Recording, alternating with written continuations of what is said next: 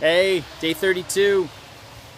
I am stuck in Ohio. I tried to make it to, well, I actually told you yesterday. I was stuck on the side of the road, so. But it's kind of an interesting day. I spent it with my buddy Randy's parents, and we visited a lot of Amish establishments today. We went to go see Dave the Amish Butcher. It kind of cracks me up, just that, like, the way that sort of rolls off the tongue, you know? Dave the Amish Butcher. But he was super nice, and Joe's mom and stepdad had made sausage from Dave the Amish Butcher last night, so I got to compliment him on his butchering abilities. And we visited some Amish secondhand stores and stuff like that. The weird thing about the Amish stores is that there's no lights, you know, and no music. It was really odd. Very sort of ominous, you know? And as we were driving away, I was telling Joe, who's Randy's stepdad, the guy I interviewed yesterday,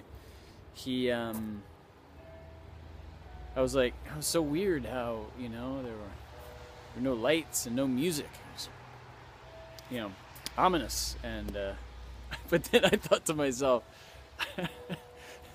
wow, silence is ominous, you know? Like, silence should be normal, shouldn't it? Having, you know, weird music playing and fluorescent lights should feel strange, and silence should be normal. So I was thinking that that would be my next The Other Side. I'd do a documentary where I don't know, spend a year living with the Amish or something. There's gonna be a whole series of The Other Side. So I'm gonna try and make it all the way to Maine tomorrow. It's gonna be about a 10-hour drive. I'm not sure if it's gonna, I mean, I think it'll probably happen, but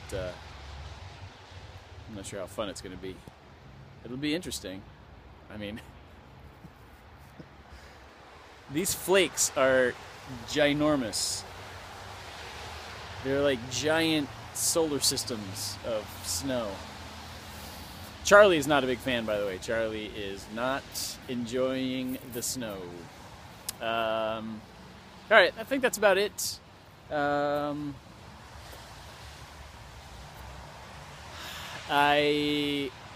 So yesterday I went hunting with Joe, and I didn't mention it yesterday because I was a little distracted by the car troubles, but he made a kill. Killed a squirrel. It's called a fox squirrel. I know what you're thinking when you think squirrel. You think, you know, gray, furry city rat. But this squirrel was awesome. It was, you know, at the belly had like the reddish brown fur like a fox. It was a pretty, I'd never been hunting before, never seen anything killed before. It was like emotional, it was sad, it was exciting, it was like celebratory, you know, like the purpose to which we were out there had been achieved. It was spiritual, it was awesome, like in the awe-inspiring sense of the word.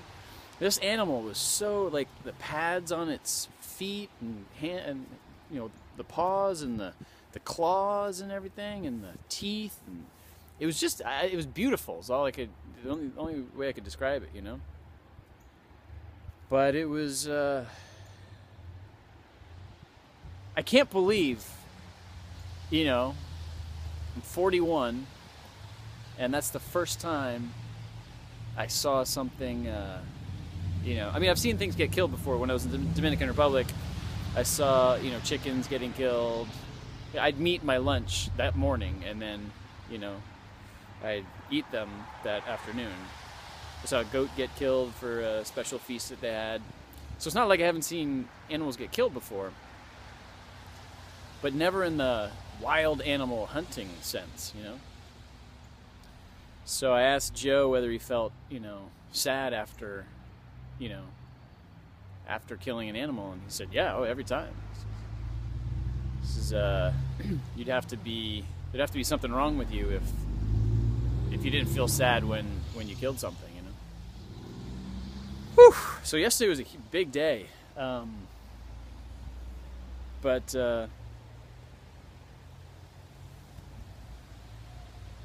Yeah. There's so much of life that we're insulated from, you know? One other cool thing Joe said was, he says, a lot of people, he hears a lot of criticism about hunting, and he says, I got no problem for people who criticize hunting if they're vegan, and or vegetarian even.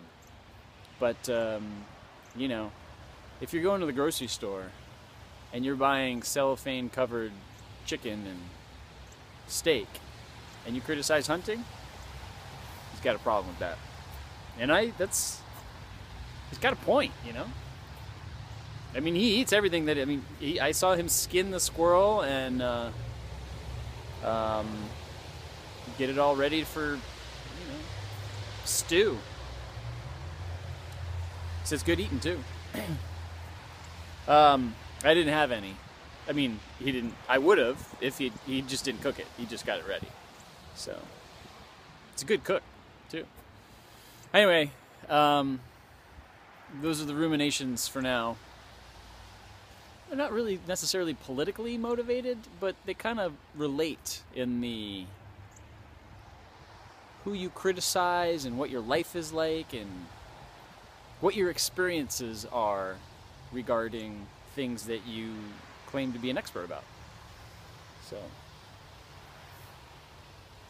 or even if you don't claim to be an expert about it, you know, it's okay to have opinions about things you're not an expert about. But it's also cool to have experiences in those things that you don't know about if you want to get sort of a deeper experiential understanding. That's all. A big theme of the whole thing is like an experiential understanding versus a rational understanding. They're different. I never really understood the difference until I stood in a snowstorm in Ohio on a crazy documentary adventure. All right, so hopefully I'll be talking to you tomorrow from Maine. All right.